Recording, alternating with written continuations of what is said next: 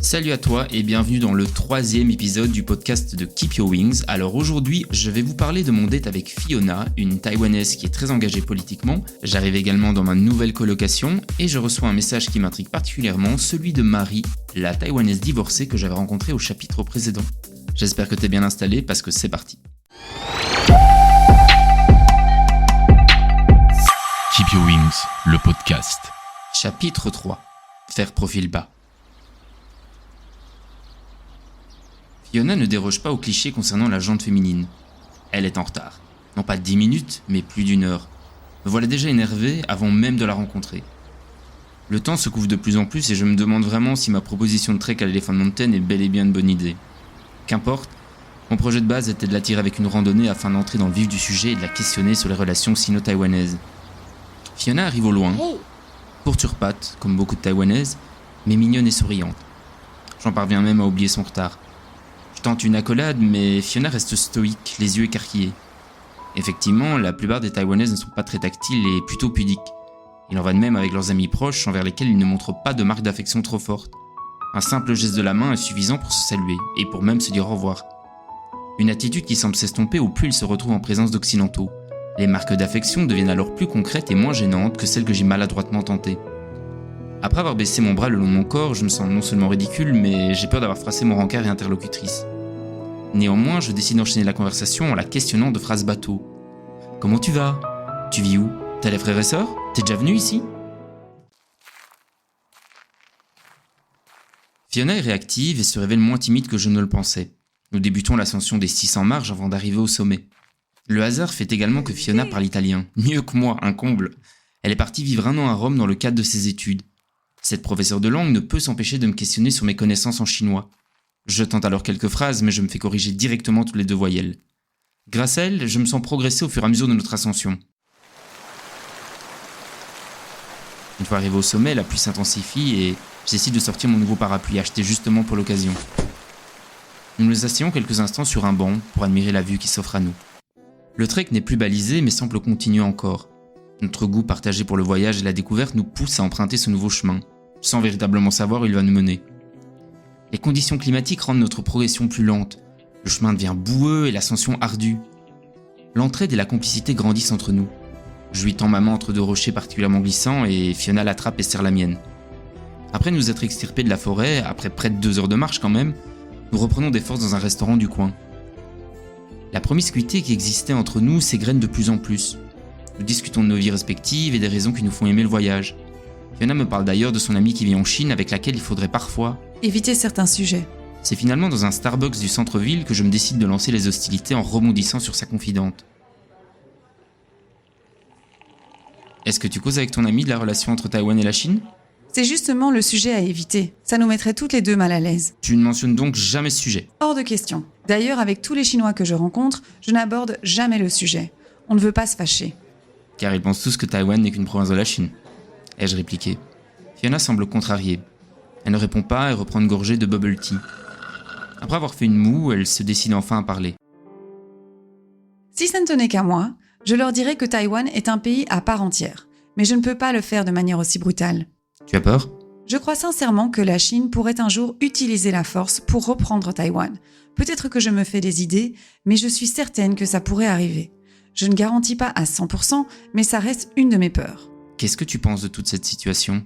C'est inacceptable. Il y a toujours des nouvelles provocations, comme avec ce fameux traité.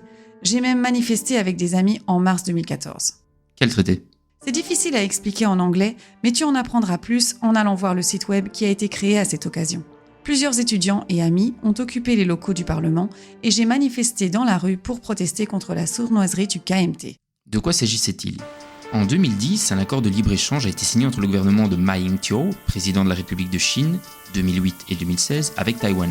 Le but promis de cet accord était une réduction des tarifs douaniers de la Chine sur 536 produits. Taïwan, quant à elle, s'engagea à réduire les droits de douane sur 267.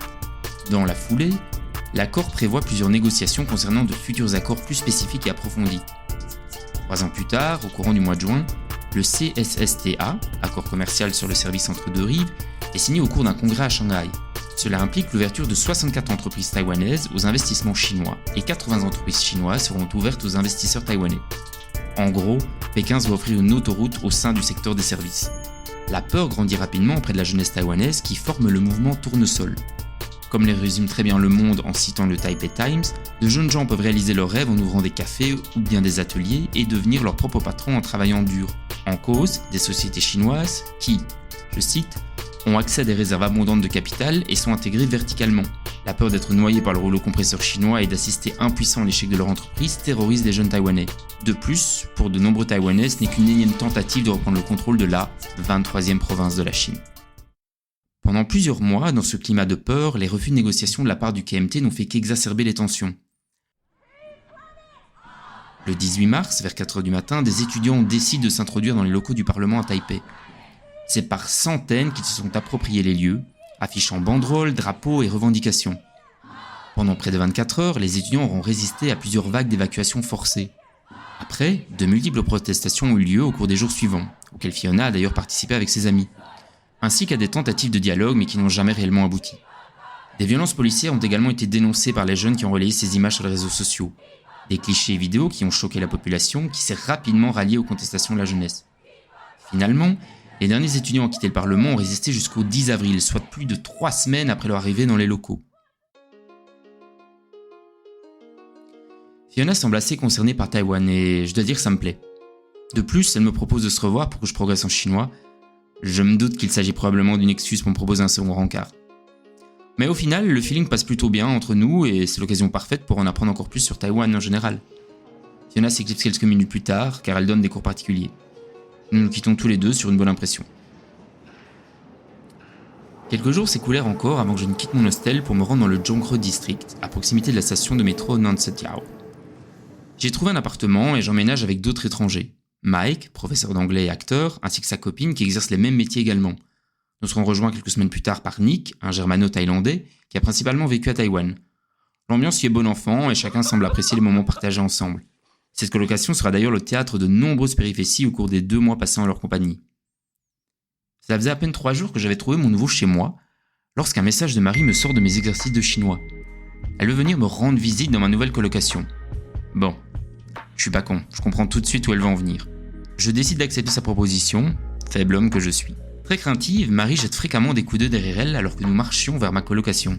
Je ne comprends pas véritablement, mais j'ai l'impression qu'elle se sent suivie. Une fois arrivée chez moi, Marie est complètement dépitée. Ma chambre ne possède ni rideau, ni couette et est remplie de miroirs. Ce qui est une véritable épreuve pour elle, ainsi que pour moi. Cependant, ça ne nous a pas empêché de passer le cap. Après avoir couché avec elle, je lui suggère de remettre ça une prochaine fois, mais soudainement son attitude change. Non, c'était juste une fois. Qu'est-ce qui se passe? Il y a quelque chose qui t'a déplu? C'était très bien, mais je ne peux pas. Il faut que je rentre chez mon frère. Ton frère? Oui, je vis chez lui depuis que j'ai divorcé. Je vais être en retard, il faut que j'y aille. En moins de temps qu'il ne faut pour le dire, j'accompagnais Marie jusqu'à la station de métro. C'est d'ailleurs la dernière fois que nous nous sommes vus l'un et l'autre. Selon un de mes amis présents sur Taipei, cette attitude pourrait s'expliquer. Si tu veux mon avis, mon gars, c'est qu'elle est déjà mariée. Bah, pourquoi elle aurait menti? Parce qu'ici l'adultère est encore punissable par la loi. Je tombe des nues. Marie m'aurait-elle menti? A-t-elle peur des répercussions qu'engendrerait cette relation extra-conjugale? Faut dire en Asie, en 2017 en tout cas, seuls 2 pays traitent encore l'adultère comme un délit criminel, Taïwan et les Philippines. Cela fait déjà plusieurs années que des associations montent au créneau.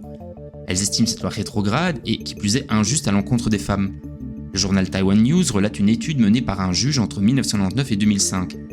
Celle-ci met en lumière un pourcentage plus élevé de femmes punies par la loi pour un adultère que d'hommes. En effet, pour de nombreux observateurs, les hommes étant les principaux pourvoyeurs d'une rentrée d'argent, ils ont généralement plus de facilité afin de poursuivre leurs femmes en justice, et donc de les faire condamner à de lourdes amendes ou à de la prison. De leur côté, les femmes ayant moins de moyens sont contraintes de passer l'éponge et de garder le silence. La population, quant à elle, est divisée sur la question. Si certains estiment également cette loi rétrograde, d'autres y sont plutôt favorables pour conserver l'unité familiale. Cependant, en 2017, le ministre de la Justice estime qu'il n'y a pas matière à débat à ce niveau. Taïwan est décidément une terre pleine de surprises.